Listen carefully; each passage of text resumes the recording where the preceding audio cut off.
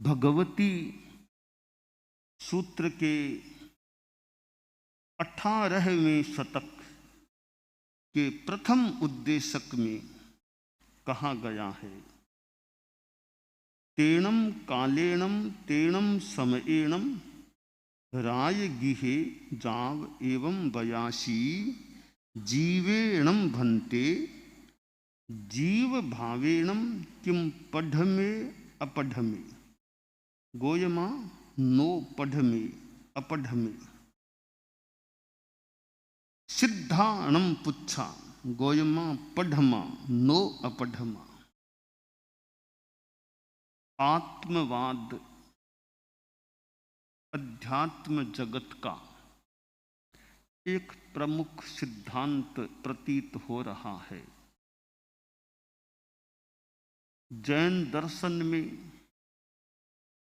आत्मा जीव के संदर्भ में वर्णन प्राप्त होता है, विवेचन मिलता है। सृष्टि में दो ही तत्व हैं, जीव और अजीव, आत्मा और अजीव। यहां भगवती सूत्र के इस सूत्र में या इन सूत्रों में राजगृह का प्रसंग और प्रश्न किया गया कि बनते जीव भाव से प्रथम है अथवा अप्रथम है, अर्थात जीव की कोई आदि बिंदु कोई है या नहीं। प्रथम का मतलब है जिसका कोई प्रारंभ हो वह प्रथम, जिसका कभी कोई प्रारंभ हुआ ही नहीं वह अप्रथम। तो प्रथम का तात्पर्य है या प्रारंभ, अप्रथम का तात्पर्य जिसका प्रारंभ नहीं, जो कभी शुरू नहीं हुआ, हमेशा ही था। तो जीव के बारे में प्रश्न है कि जीव प्रथम है या अप्रथम है। जीव भाव की अपेक्षा, जीवत्व की अपेक्षा। तो उत्तर दिया गया गौतम के नाम कि जीव है वह प्रथम नहीं है, अप्रथम है। अर्थात जीव का कभी प्रारंभ नहीं हुआ, इसलिए वह प्रथम नहीं है। तो प्रथम की यह पंक्ति है कि प्रथम कौन है, प्रथम संत कौन। तो प्रथम प्रारंभ हुआ, पंक्ति का प्रारंभ में कौन है। तो प्रारंभ और प्रथम यहां मोटा मोटी एक तात्पर्य वाले हो जाते हैं। तो जीव का कभी भी प्रारंभ नहीं हुआ। ऐसा नहीं इतने अरबों अरबों बरस पहले जीव उत्पन्न हुए थे, ऐसा नहीं है। कभी जीव पैदा नहीं हुआ, पैदा होता तो प्रथम हो जाता, परंतु जीव कभी भी पैदा नहीं हुआ, वह तो हमेशा ही था, हमेशा ही रहेगा। तो हमेशा ही था, तब प्रथम की कोई बात नहीं, वो अप्रथम है। हमेशा था, प्रारंभ विहीन है, आदि विहीन है। तो जीव के बारे में भगवती सूत्र में यहां कहा गया कि जीव भाव की अपेक्षा प्रथम नहीं है, अप्रथम है। एक और आगे प्रश्न किया गया है सिद्धों के बारे में कि सिद्ध प्रथम है या अप्रथम है। तो कहा गया सिद्ध प्रथम है, अप्रथम नहीं है। उल्टी बात आ गई। जीव के लिए कहा गया प्रथम नहीं, अप्रथम है। सिद्धों के लिए कह दिया प्रथम है, अप्रथम नहीं है। कैसे? कि सिद्ध तो जीव कभी बनता है, जीव कभी सिद्ध बनता है, इसलिए प्रथम है। तो जीव जीव कभी बनता नहीं, वो तो हमेशा ही था। सिद्ध एक एक जीव की दृष्टि से देखें तो कभी न कभी वो सिद्ध बना है। कोई जीव हमेशा से ही सिद्ध था, ऐसी जैन दर्शन की मान्य व्यवस्था में स्वीकृति प्रतिपत्ति नहीं है कि कोई जीव हमेशा से ही सिद्ध था। वो जैन दर्शन में यह मान्यता का जो प्रारूप है उसमें सम्मत नहीं है। इसलिए सिद्धों के लिए कहा गया वे प्रथम हैं, अप्रथम नहीं हैं। तो जीव और सिद्ध में बिल्कुल वैपरीत्य है, उल्टापन है। जीव प्रथम नहीं, अप्रथम है, और सिद्ध प्रथम है, अप्रथम नहीं है। यह आत्मवाद की जो बात है वह एक जैन दर्शन की एक अपनी प्रतिपत्ति, मान्यता, सिद्धांत है कि जीव कभी पैदा नहीं हुआ, जीव हमेशा था और अनंत अनंत जीव हैं। बस अब नया तो कोई पैदा होता ही नहीं है। पहले का कभी यानी जीव का कभी नाश नहीं होता।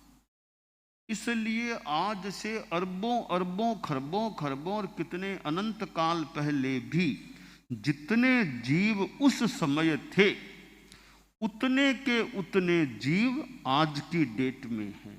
तो उतने के उतने जीव अरबों अरबों और कितने अवसर पीढ़ियों उत्सर पीढ़ियों के बाद भी रहेंगे, उतने ही जीव रहेंगे। अनंत काल में भी एक भी जीव कम नहीं होगा और एक भी जीव वृद्धिंगत नहीं होगा, बढ़ेगा नहीं।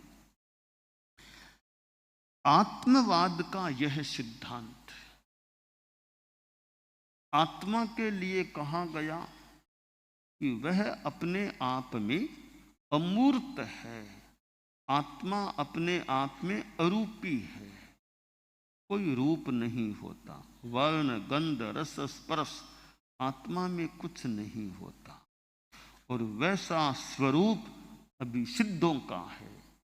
संसारी आत्मा भी आत्म स्वरूप की दृष्टि से तो अमूर्त ही है, परंतु संसारी अवस्था में कर्म लगे हुए होते हैं, इसलिए वो वर्तमान में अपने शुद्ध स्वरूप में नहीं है, अशुद्धता है।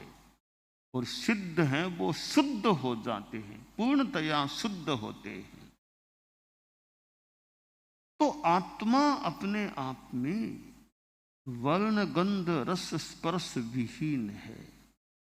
आत्मा के भीतर अनंत ज्ञान अनंत दर्शन की सत्ता है, परंतु वह सत्ता संसारी अवस्था में और जो छद्मस्त हैं उनके वह सत्ता कुछ आवृत है।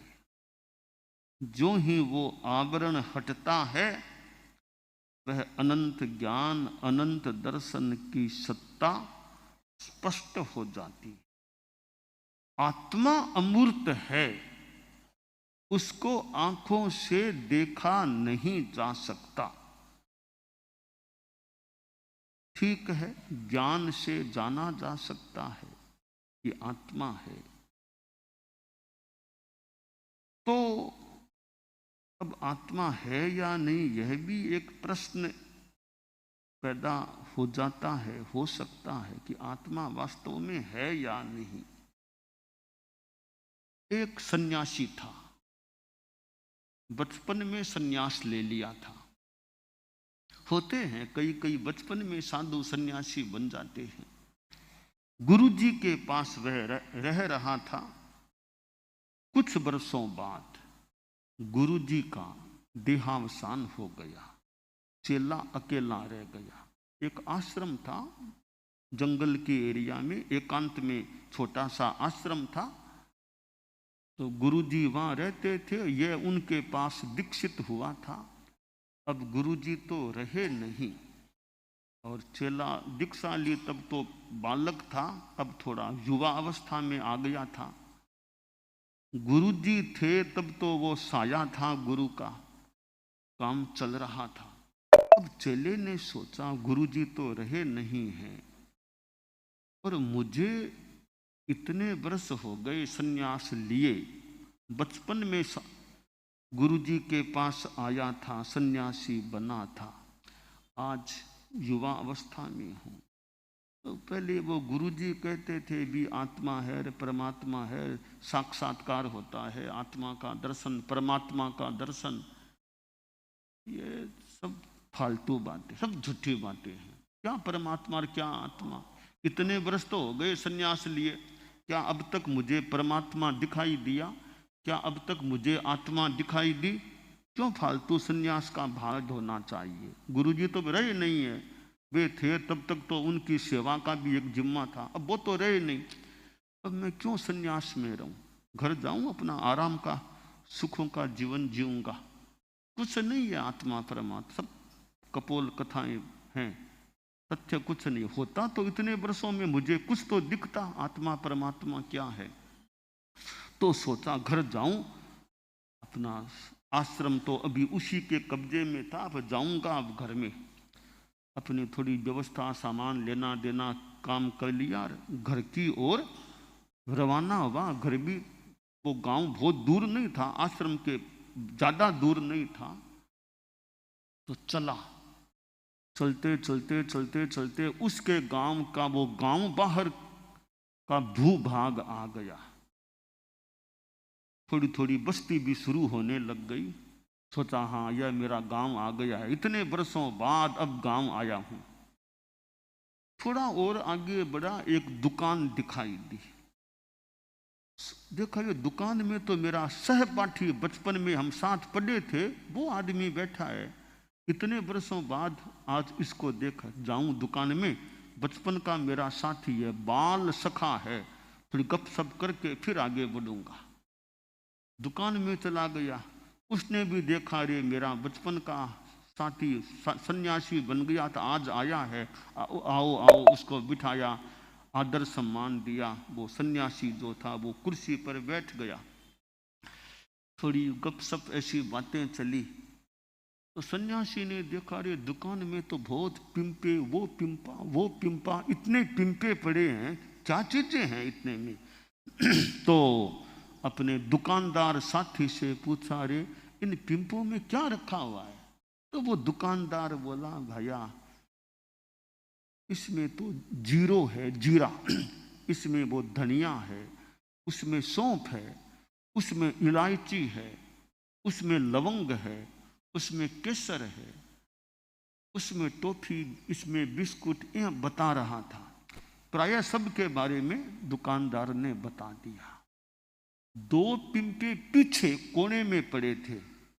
तो वो सन्यासी बोला रे और तो सब पिंपों के बारे में बता दिया, वो 2 पिंपे कोने में, उनके बारे में तुमने कुछ नहीं बोला, उनमें क्या है? खैर उनमें तो राम राम है, उनमें तो राम राम है। ये चौंका सन्यासी, कभी राम राम भी कोई चीज का नाम होता है क्या? अरे तुम तो जानते नहीं, बचपन में सन्यासी बन गए, हमारी भाषा है। क्या भाषा है? कि कोई पिंपा यूं एकदम खाली होता है ना, तो हम कई बार खाली न बोल करके उसमें राम राम, यानी कुछ नहीं है, खाली है।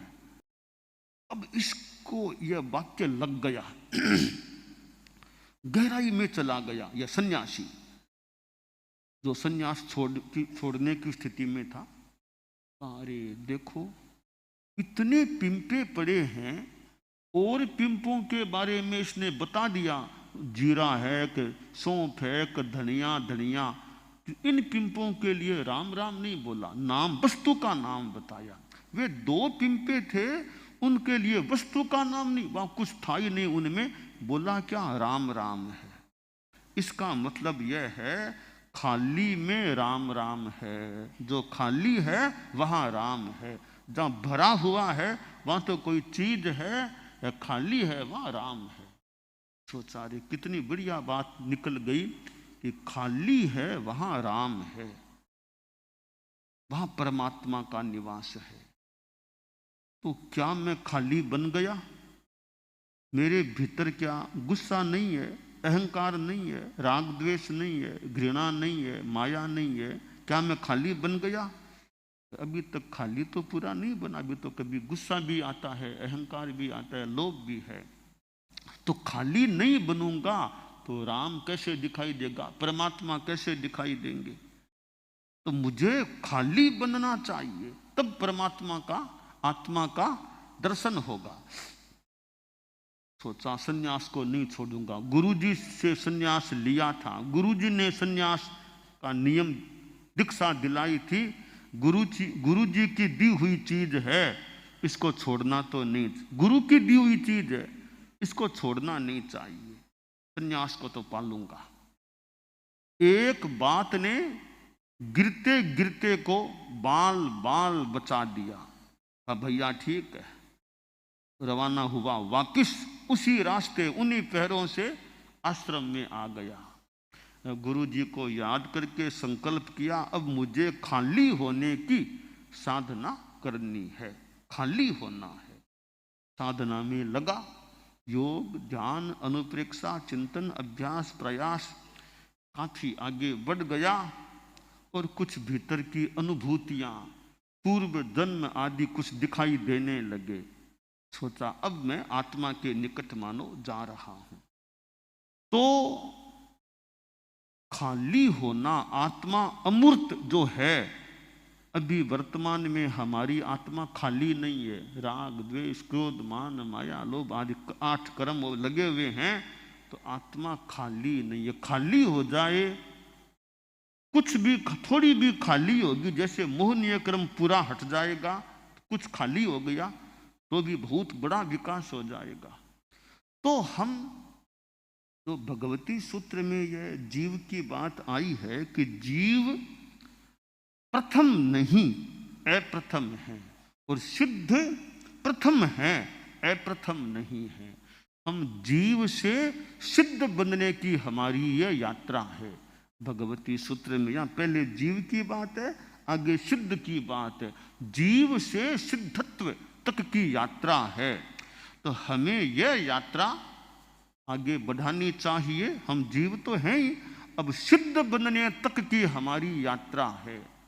ये 14 गुणस्थान, ये इतने बीच में कई पड़ाव हैं, बढ़ते बढ़ते वो सिद्धत्व तक 14वां गुणस्थान पार होगा, तब सिद्धत्व की स्थिति प्राप्त हो सकेगी। तो जीव से शिव की यात्रा कह दे, या जीव से सिद्ध होने की यात्रा, यह अध्यात्म की यात्रा है। यह परम को पाने की दिशा में गति होती है। तो भगवती सूत्र में जो जीव और सिद्ध की यह बात आई है, हम इसको जीव से सिद्ध की यात्रा के रूप में लेकर के अध्यात्म की साधना के द्वारा जीव से सिद्ध होने की दिशा में आगे बढ़ने का प्रयास करें। तो यह सिद्धत्व की जो यात्रा है, सिद्ध बनने की यात्रा है। क्योंकि यात्रा में बीच में कहीं कहीं छोटी मोटी कठिनाइयां भी आ सकती है। आप लोग भी यात्रा करते हैं, मान लो आप लोग ठीक है, फ्लाइट से, ट्रेन से, कार से, बस से, इनसे प्रायः यात्रा करते होंगे। इस यात्रा में भी बीच बीच में कुछ कठिनाइयां आ सकती है। पहले रिजर्वेशन कराओ, वो कराओ, फिर कभी कभी बदलो, वो करो, स्टेशन पर उतरो, तो भाग दौड़, सामान को उतारो करो, कुछ कठिनाई हो। फिर भीड़ भाड़ बहुत ज़्यादा हो तो वह भी थोड़ी कठिनाई हो जाए।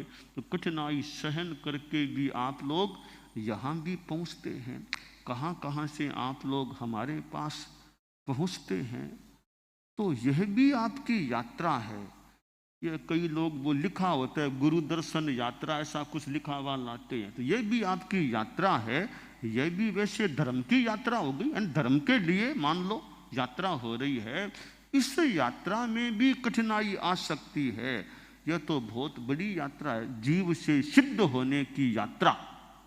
तो इसमें भी बहुत कठिनाइयाँ भी कहीं कहीं आ सकती है। तो उनको हम समता से सहन करते हुए, कर्मों के साथ भी कई बार वो संघर्ष चलता है। कर्मों का अपना प्रभाव, अपना उदय, हम क्षयोपशम की चेष्टा करते हैं, कर्मों को क्षीण करने की दिशा में प्रयास करते हैं। तो कर्मों का उदय और विलय, इन दोनों के बीच में भी संघर्ष होता है। उससे भी हमें कई बार कठिनाई पैदा हो सकती है किसी रूप में। तो हम जीव से सिद्ध की यात्रा, या भगवती सूत्र के इस पाठ से कि जीव प्रथम नहीं अप्रथम है और सिद्ध प्रथम है अप्रथम नहीं, तो हम अप्रथम से प्रथम बनने की यात्रा में आगे बढ़े, अच्छी अध्यात्म की साधना करें, यह काम्य है। दानान शिष्ठम अभयपयाणम सच्चेषु या अणवज्जं वयन्ति तवेषु या उत्तम बंभचेरम लोगुत्तमे समणेनाय पुत्र।